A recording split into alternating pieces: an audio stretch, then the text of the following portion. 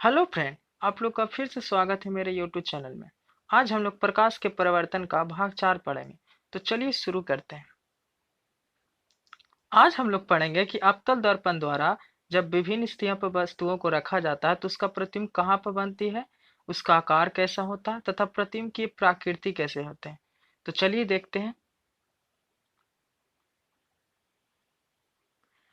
आप अगर दो बातों को ध्यान रखेंगे तो आपको ये 6 स्थितियां आराम से याद हो जाएंगे। तो पहली बात क्या है कि जब वस्तु अनंत पर होगी तो याद रखिएगा वस्तु का प्रतिबिंब फोकस पर बनेगा, और जब वस्तु फोकस पर होगी तो वस्तु का प्रतिबिंब अनंत पर, अर्थात अनंत का फोकस और फोकस का अनंत, अनंत का फोकस और फोकस का अनंत। अगर इस बात को ध्यान रखते हैं तो आपको काफी आसान पड़ेगी। अनंत जहां पर होगा वस्तु का प्रतिबिंब बनेगा फोकस पर, जब फोकस पर रहेगा वस्तु तो वस्तु का प्रतिबिंब बनेगा अनंत पर। पहला स्थिति। दूसरा, जब वस्तु को वक्रता केंद्र पर रखा जाता है तो वस्तु का प्रतिबिंब भी वक्रता केंद्र पर ही बनता है, अर्थात सी पर रखे हुए तो सी पर। अगर इन दो बात को आप ध्यान रखिएगा तो आप इन 6 स्थितियों को आराम से समझ सकते हैं। तो चलिए देखते हैं आगे। पहला स्थिति, जब वस्तु अनंत पर है तो हम लोग सीख चुके हैं कि जब वस्तु अनंत पर होगा तो उसका प्रतिबिंब कहाँ पर बनेगा, फोकस पर। ठीक है, ये अत्यंत छोटा।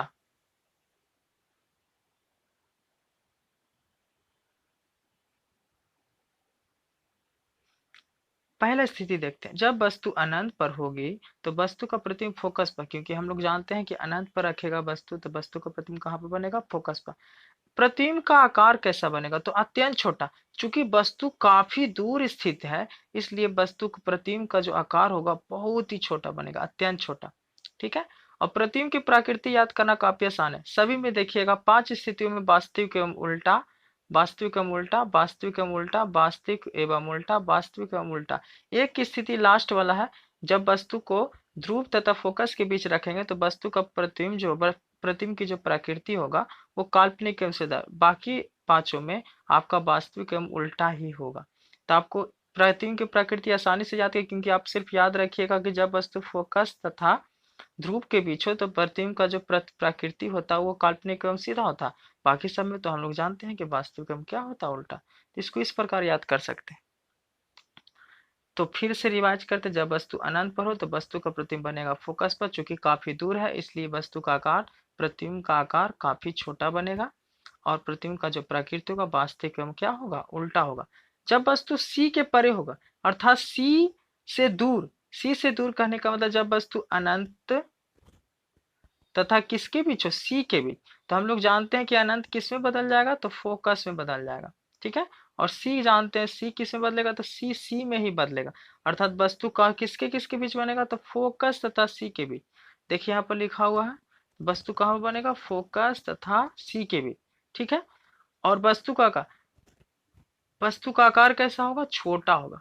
वस्तु का आकार जैसे जैसे हम दूर से नजदीक आते रहेंगे दर्पण की ओर तो वैसे वैसे उसका बढ़ते रहेगा। जैसे कि बहुत छोटा, फिर छोटा हुआ, फिर बराबर आएगा, फिर अब बड़ा, अत्यंत बड़ा।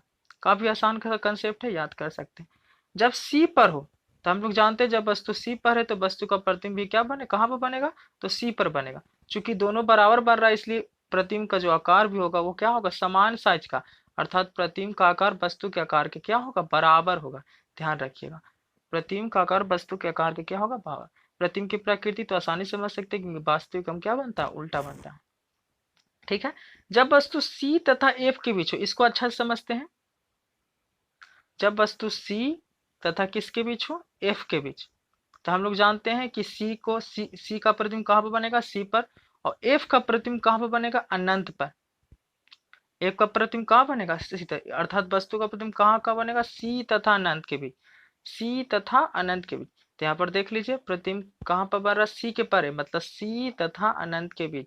सी का परे कहने का मतलब सी तथा किसके बीच, अनंत के बीच। आप इस प्रकार याद करें। प्रतिबिंब का आकार कैसा बनेगा, बड़ा बनेगा। प्रतिबिंब का आकार कैसा, बड़ा।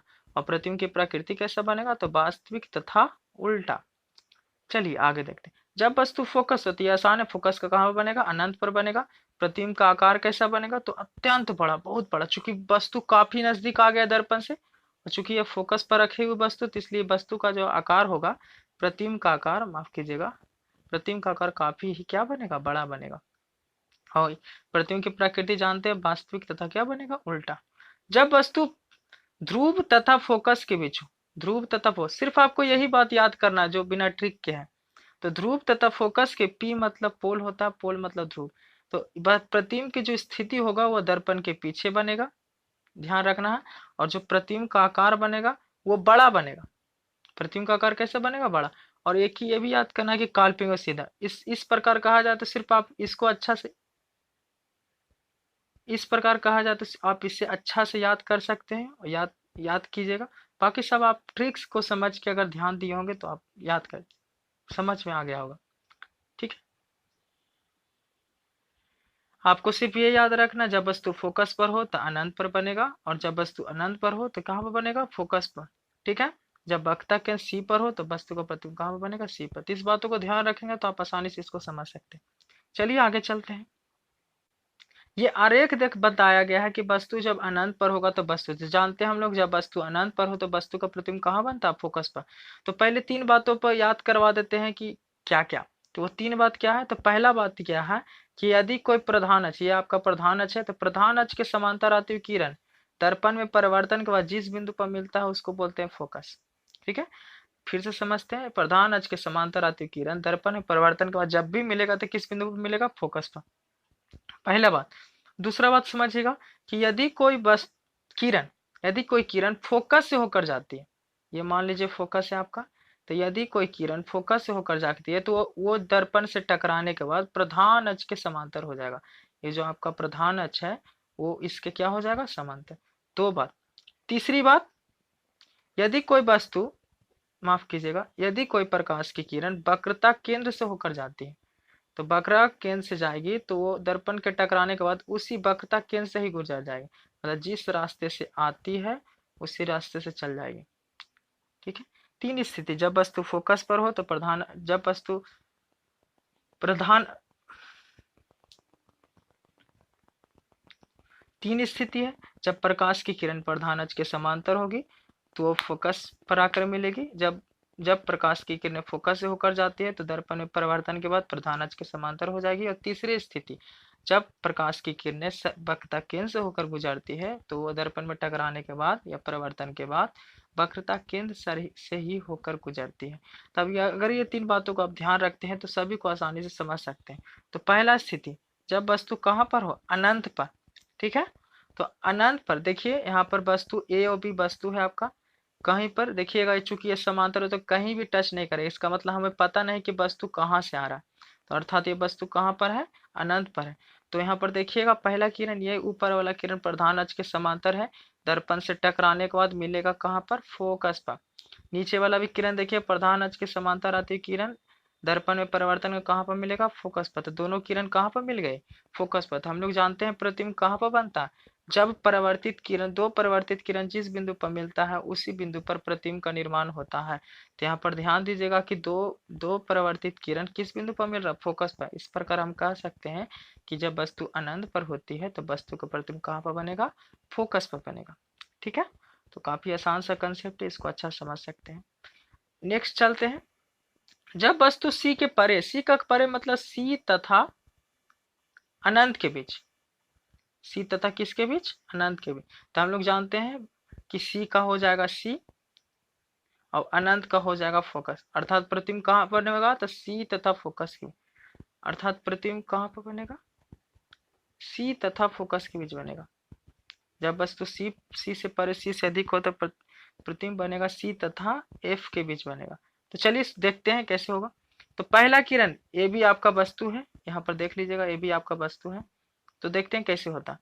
तो प्रधान अक्ष के समांतर आते हुए किरण दर्पण में टकराने के बाद किस बिंदु पर मिलेगा? तो आपका फोकस पर मिलेगा, पहला बिंदु। दूसरा दूसरा ये कह रहा है कि जब कोई भी किरण फोकस से होकर जाती है तो दर्पण में टकराने के बाद प्रधान अक्ष के समांतर होता है। तो यहाँ पर ध्यान दीजिएगा, यहाँ पर दोनों बिंदु, दोनों किरणें मिली, तो दोनों किरणें मिली तो किसके किसके बीच है? तो सी तथा एफ के बीच।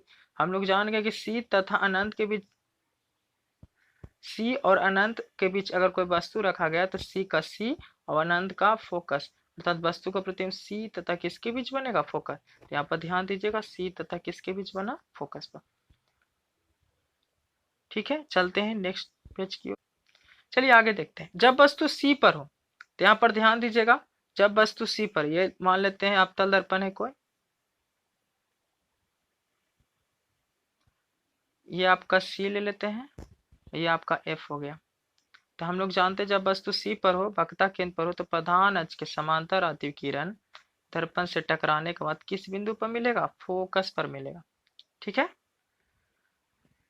और जब कोई किरण फोकस से होकर जाती है तो दर्पण से टकराने के बाद कहाँ पर मिलेगा?